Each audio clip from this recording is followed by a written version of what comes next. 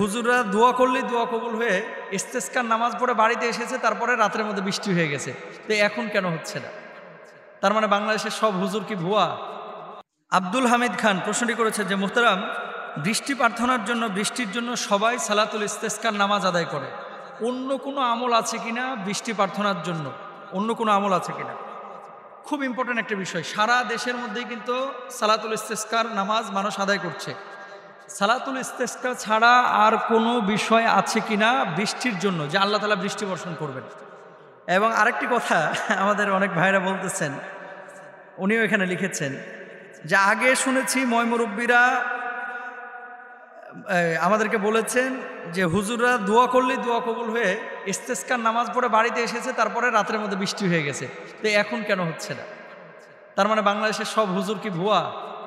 আস্তাগফিরুল্লাহ, আল্লাহ মাফ করুক। দেখেন, দোয়া কখন কবুল হবে এটা আল্লাহ ছাড়া কেউ কিন্তু ভালো জানে না। কখন আল্লাহ তাআলা কবুল করবেন এটা আল্লাহ ছাড়া কেউ ভালো জানে না। আর কেন আল্লাহ দিচ্ছেন না এটা আল্লাহ ছাড়া কেউ জানে না। এখন বৃষ্টি আল্লাহ তাআলা কখন দিবেন আর কখন না দিবেন এটা যখন কল্যাণ করা হবে। আপনি বৃষ্টি চাচ্ছেন, কিন্তু যারা ধান কাটবে, যাদের ধান পেকে গেছে, তারা তো এখন বৃষ্টি চাচ্ছে না যে ধানটা কাটা হোক তারপরে বৃষ্টিটা দেবে। যাদের আমগুলো ছোট ছোট হয়েছে, এরা তো এখন বৃষ্টি চাচ্ছে না, মানে শিলা বৃষ্টি। তো কেউ আমরা বৃষ্টি চাই, কেউ আমরা বৃষ্টি চাই না। তো দেখেন, আরেকটা উদাহরণ দিই। আপনার ছোট বাচ্চা আছে, ঘরের মধ্যে ঢুকে দরজা লাগিয়ে দিচ্ছে। ছোট বাচ্চা, 2.5 বছর 3 বছরের। আপনি জানেন যে দরজাটা লাগাইলে সে আর খুলতে পারবে না। তো ভেতর থেকে যদি ছিটকানি লাগায় দেয়, আপনিও বের করতে পারবেন না। কেন? ভেতরে শুধু ছোট বাচ্চা আছে। বাচ্চা কিন্তু কাঁদতেছে, অনেক কান্না, যে আম্মু আমাকে গেটটা লাগাইতে দাও, কিন্তু আপনি লাগাইতে দিচ্ছেন না। কেন লাগাইতে দিচ্ছেন না? কারণ একটাই, যে বাচ্চাটা যদি গেটটা লাগায় দেয় আর খুলতে পারবে না।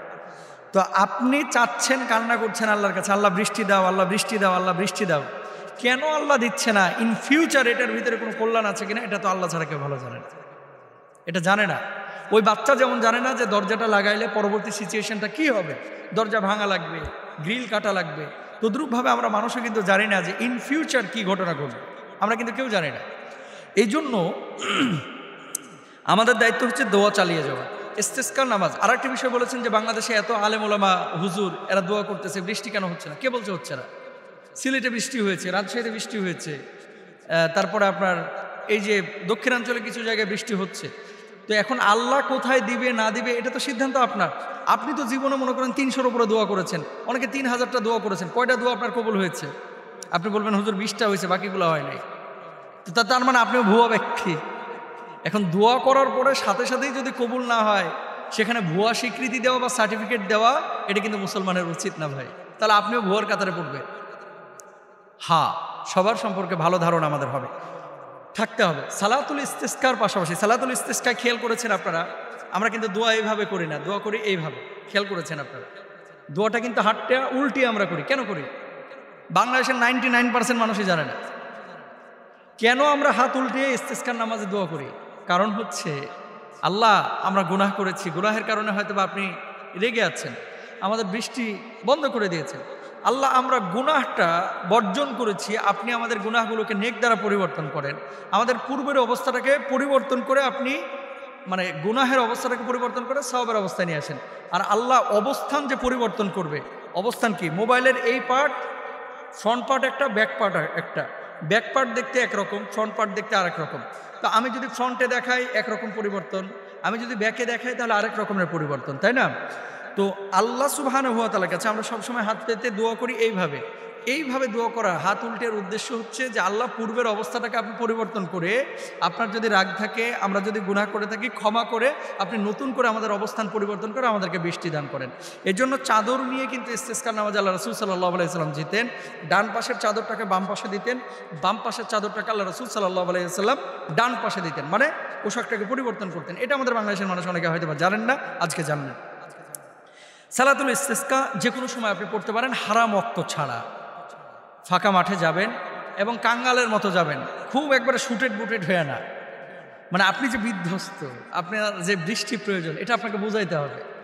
অনেকে কি করে, বাইক নিয়ে যাচ্ছে, অনেকে মানে একবারে খুব সেজে গুজে যাচ্ছে। না, সাহাবীরা এইভাবে সেজে গুজে আসেন নাই। সাহাবীরা একেবারে কাঙ্গালের মতো এসেছে। মানে একজন মানুষের কাছে যখন ভিক্ষা চাইবেন, ভিক্ষুক যখন ভিক্ষা চায়, তখন কিন্তু তার ভিতরে একটা চাহনির সাইলের একটা ভূমিকা থাকে। তা আল্লাহর কাছে যখন আপনি চাইবেন, তখন আল্লাহর কাছে আপনার ওই ভিক্ষুকের মতো নিঃস্ব শূন্যের মতো চাইতে হবে। একেবারে দাম্ভিকতা নিয়ে, অহংকার নিয়ে আপনার চাওয়া যাবে না। আচ্ছা, 2 নম্বর আরেকটি বিষয় আমাদের করতে হবে, সেটি হচ্ছে আল্লাহ রাসূল সাল্লাল্লাহু আলাইহি ওয়াসাল্লাম জুমার খুতবা দিচ্ছিলেন। এমন মুহূর্তে খুতবার পরপরই বা খুতবার মাঝখানেই একজন বেদুইন দাঁড়ানোর পর বলল, হে আল্লাহ রাসূল, মাল সম্পদ তো ধ্বংস হয়ে গেল, আর পরিবার পরিজন ক্ষুধার্ত হয়ে গেল, সুতরাং আপনি আমাদের জন্য আল্লাহর কাছে দোয়া করুন। আল্লাহ রাসূল নিজে 2 হাত দোয়া তুলে আল্লাহর কাছে দোয়া করলেন। আল্লাহ এমন বৃষ্টি দিল যে 1 সপ্তাহে আর বৃষ্টি বন্ধ হচ্ছে না। এই জুমায় বৃষ্টি শুরু হয়েছে, আগামী বৃহস্পতিবার পর্যন্ত টানা বৃষ্টি, পরের জুমায় আবার উঠছে এই বেদুইন। আল্লাহ রাসূল দোয়া আবার করেন, কেন? এখন বৃষ্টি থামাইতে হবে, নাহলে তো সব একেবারে মেসাকার হয়ে গেল। তো বাংলাদেশেও কিন্তু এরকম আছে, যখন আল্লাহ দেওয়া শুরু করে, বৃষ্টি যখন হয় রোদকালেই ভালো ছিল, আবার যখন শীত আসে গরমকালই ভালো ছিল, গরম যখন ঠাডায় পড়ে তখন শীতকালই ভালো ছিল, শীত যখন গভীর পড়ে শক্ত হয়ে, না গরমকালই ভালো।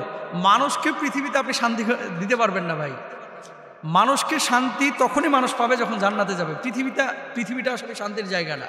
আল্লাহ সুবহানাহু ওয়া তাআলা যে হালতে মুমিনকে রাখবে সে হালতে মুমিন খুশি থাকবে। 3 নম্বর পদ্ধতি হচ্ছে, তারপর আল্লাহ রাসূল দোয়া করলে পরবর্তীতে বৃষ্টি বন্ধ হয়ে গেল।